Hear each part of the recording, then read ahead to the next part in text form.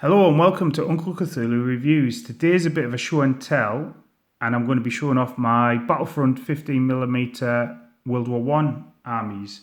I'm also going to be doing another video looking at the terrain I've got for it and how to make 15mm World War One terrain. So what got me thinking about getting this project out to show on the table is it's 100 years since the armistice was signed.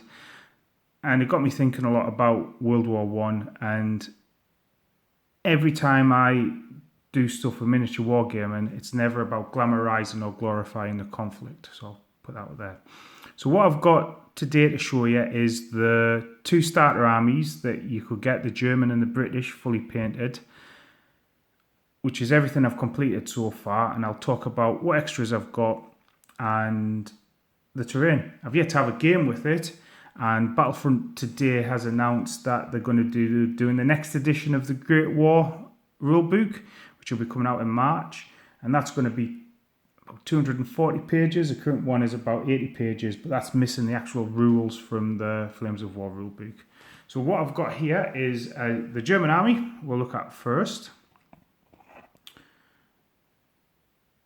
And I'll show everything in a wee bit of detail. So what I really like about the setup for the Great War Flames of War is based around a company-sized engagement. So you're looking at platoons of infantry, maybe with some armour support and some specialist support.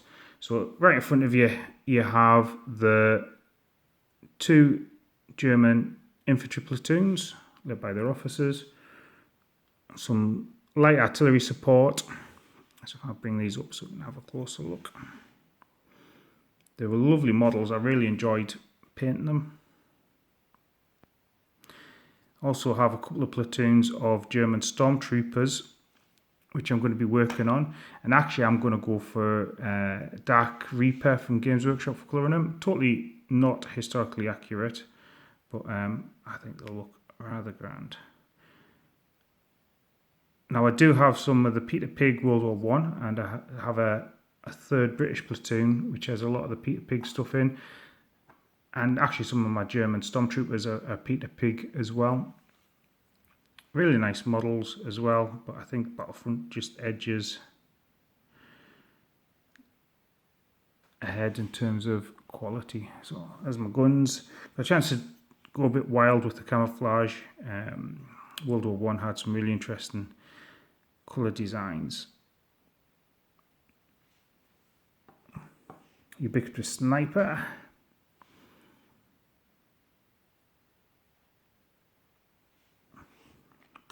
And then over here we have machine gun.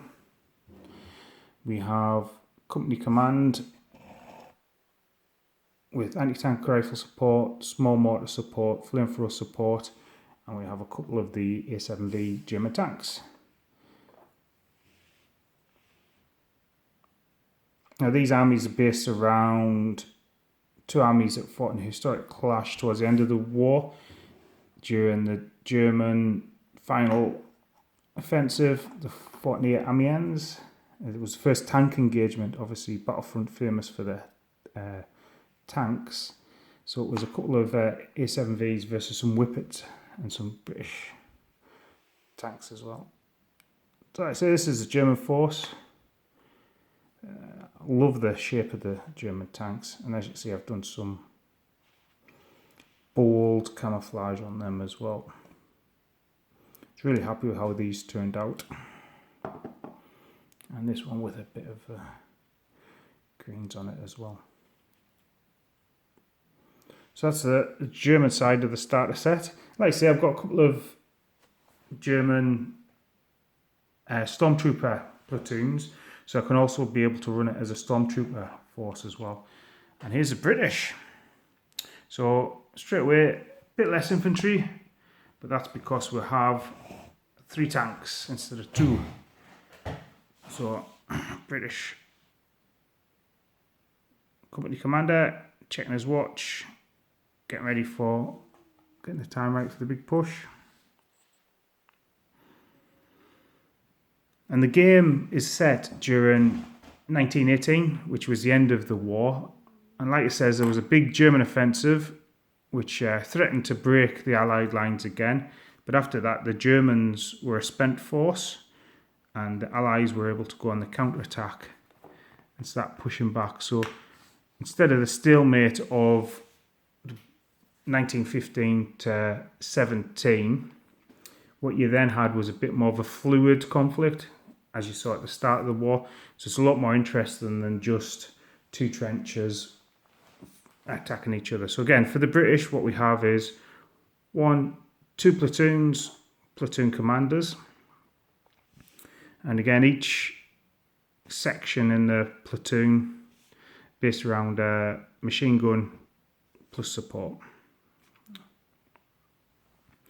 Then we have at the back some heavy British artillery, some machine guns, I believe they were Vickers, and the tanks, and a couple of snipers as well.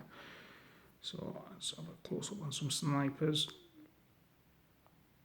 So snipers always worked in teams of two. One would be a spotter, one would be the actual sniper. You see I've tried to get some divisional markings on these guys.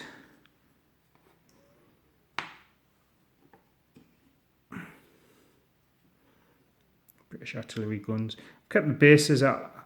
I sometimes would go for a lighter dry brush on the bases, but I thought just leaving it dark, which is basically Rhine oxide dried bark with a Steel Legion dry brush on it.